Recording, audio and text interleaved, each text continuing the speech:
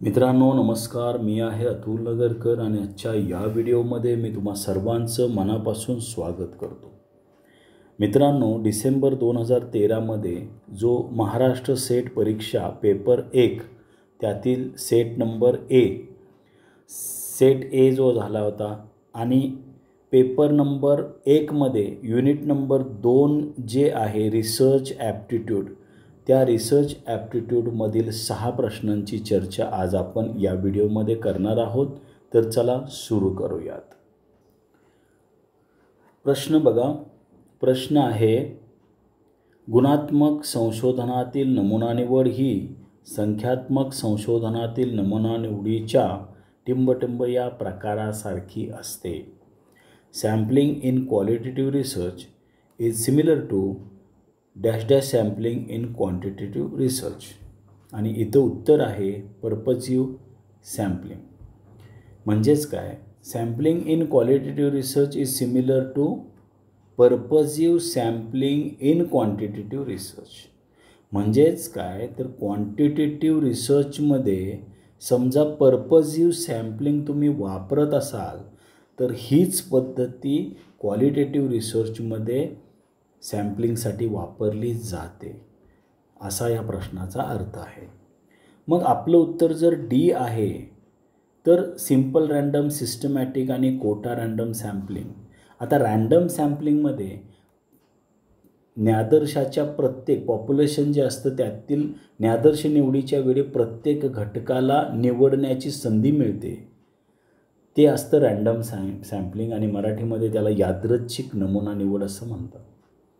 परंतु एक विशिष्ट हेतू डोळ्यासमोर ठेवून गुणात्मक संशोधन केले जाते आणि त्या हेतूला अनुसरूनच ज्ञादर्शाची निवड केली जाते. आणि अशा वेळेस पर्पजिव्ह सॅम्पलिंग जे क्वांटिटेटिव्ह रिसर्चमध्ये देखील वापरले जाते, ही पद्धत वापरली जाते, तीच पद्धत क्वालिटेटिव्ह रिसर्चमध्ये देखील वापरली जाते. आणि या कारणासाठीच डी हे उत्तर आहे. Sampling in qualitative research is similar to purposive sampling in quantitative research. गुणात्मक संशोधनातील नमुना निवड ही संख्यात्मक संशोधनातील नमुना निवडीच्या सहेतुक नमुना निवड या प्रकारासारखी असते. आता प्रश्न आहे, close ended questions are those. Close ended questions कोणते असतात? तुमचे जेंडर काय आहे? मेल आहे, फिमेल आहे, ट्रान्सजेंडर आहात. तर या 3 पर्यायांपैकी एक उत्तर दिलेलं असतं किंवा द्यावं लागतं. मेल असेल तर टिक मार्क करा, फिमेल असेल तर फिमेलच्या तिथे टिक मार्क करा. या प्रश्न प्रकाराला आपण काय म्हणतो? Close ended questions. म्हणजेच काय? पहिला जो आहे related to basic demographic characteristic, मूलभूत लोकसंख्याशास्त्रीय गुणधर्माशी संबंधित असतात, हे उत्तर होणार नाही, कारण याच्यात पर्यायांचा समावेश नाही आहे. एनकरेज एलॅबोरेट रिस्पॉन्स, दीर्घ प्रतिवादाला प्रोत्साहन देतात, हे देखील होणार नाही. अलाव रिस्पॉन्डंट्स नॉट टू आन्सर, कुठल्याही उत्तराची शक्यता नाकारतात. कशाला नाकारेल? जो ॲन्सर देणारा माणूस आहे तो हे उत्तर नाही, ते उत्तर नाही असं नाही म्हणणार. आता या ठिकाणी बघा, एक तर पहिली गोष्ट क्लोज एंडेड क्वेश्चनचा अंतर्भाव क्वेश्चनेअरमध्ये झालेला असतो, पहिली गोष्ट. आणि दुसरी गोष्ट काय, त्यामध्ये संभाव्य उत्तरांची विशिष्ट व्याप्ती असणारे प्रश्न असतात, बरोबर. Close ended questions are those have a fixed range of possible answers. म्हणजे तुम्ही 3 पर्याय दिले, त्यापैकी एक पर्याय त्याला टिकमार्क करावा लागतो. अशा वेळेस ती होते क्लोज एंडेड क्वेश्चन्स किंवा त्या क्वेश्चनेअरमधला तो प्रश्न होतो क्लोज एंडेड क्वेश्चन. त्यावेळेस याची डेफिनेशन आहे, those have a fixed range of possible answers. संभाव्य उत्तरांची विशिष्ट व्याप्ती असणारे ते प्रश्न असतात, त्यालाच आपण क्लोज एंडेड क्वेश्चन्स असे म्हणतो. डी हे आपलं उत्तर आहे. पुढचा प्रश्न आहे, आंतरसांस्कृतिक अभ्यास हे टिंबटिंबचे उदाहरण आहे. व्यष्टी अभ्यास, तौलानिक अभ्यास, प्रायोगिक अभ्यास, तिर्यक छेदात्मक अभ्यास. Cross cultural studies are an example of case study, comparative study, experimental study, cross sectional study.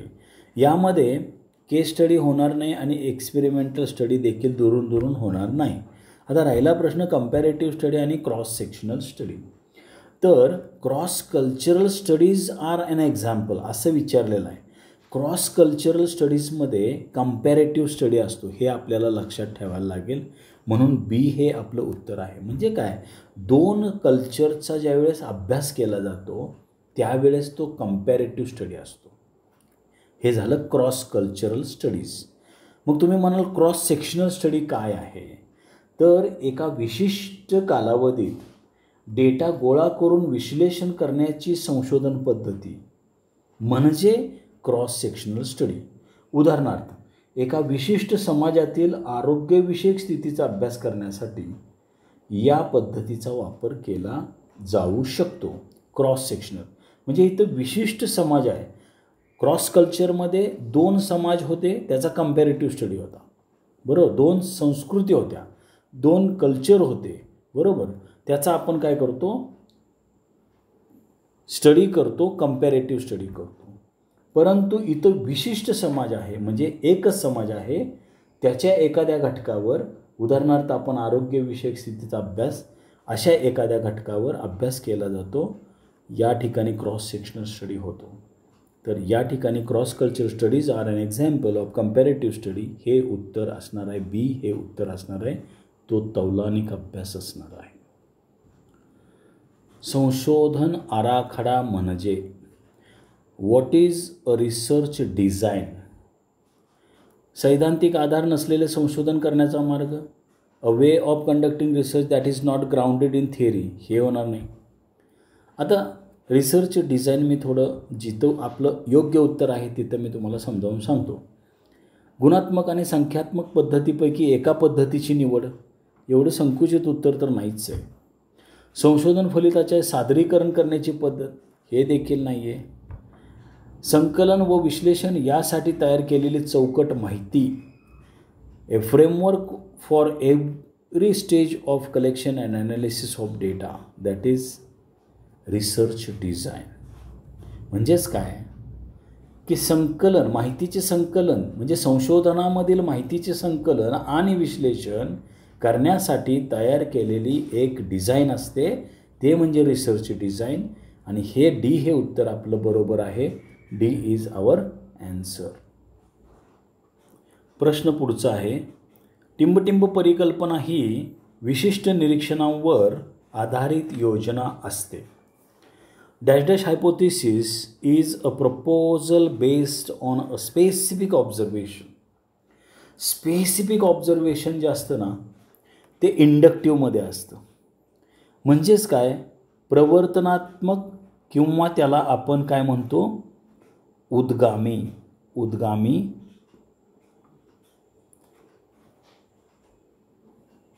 परिकल्पना. तर inductive hypothesis is a proposal based on specific observation. आता उद्गामी हायपोथेसिस म्हणजे काय, उदाहरणाकडून नियमाकडे. म्हणून याच्यामध्ये उदाहरणं जी समोर असतात त्याच्यावर खूप बारकाईने निरीक्षण होते आणि त्यानंतर एक हायपोथेसिस फ्रेम केली जाते, त्याला आपण इंडक्टिव्ह हायपोथेसिस असे म्हणतो. ही परिकल्पना विशिष्ट निरीक्षणावर आधारित असते. ती परिकल्पना म्हणजे इंडक्टिव्ह हायपोथेसिस किंवा प्रवर्तनात्मक हायपोथेसिस किंवा उद्गामी हायपोथेसिस असं देखील त्याला म्हणतात. म्हणून या ठिकाणी आपलं उत्तर असणार आहे डी. हा या व्हिडिओमधला शेवटचा प्रश्न. मूल्यात्मक संशोधनाचा सर्वात महत्त्वाचा घटक कोणता? Which one of the following is the most important component of normative research? सर्वेक्षण, सहभागात्मक निरीक्षण, निगमनात्मक पद्धती का क्षेत्रकार्य? तर या ठिकाणी सर्वेक्षण नाही, सहभागात्मक निरीक्षण नाही, क्षेत्रकार्य नाही. आता प्रश्न पुन्हा एकदा बघा. Which one of the following is the most important component of नॉर्मेटिव्ह research? आता डिडक्टिव्ह मेथड हे आपलं उत्तर आहे. सी हे आपलं काय आहे, निगमनात्मक पद्धत हे आपलं उत्तर आहे. का? मूल्यात्मक संशोधनाचा सर्वात महत्त्वाचा घटक निगमनात्मक पद्धत. आता संशोधन कसलं आहे, नॉर्मॅटिव्ह रिसर्च आहे. म्हणजेच काय, नॉर्मॅटिव्ह रिसर्चमध्ये एखाद्या थेअरीचा, एखाद्या सिद्धांताचा अभ्यास केला जातो. आणि हे डिडक्टिव्ह मेथड म्हणजे काय, नियमाकडून उदाहरणाकडे आपला रिसर्चचा प्रवास असतो. आणि म्हणूनच most important component of normative research is deductive method, नियमाकडून उदाहरणाकडे. म्हणून आपलं उत्तर आहे निगमनात्मक पद्धत. C is our answer. Thank you very much. पुन्हा भेटूया नव्या प्रश्नांसोबत नवीन व्हिडिओमध्ये. खूप खूप आभारी आहे.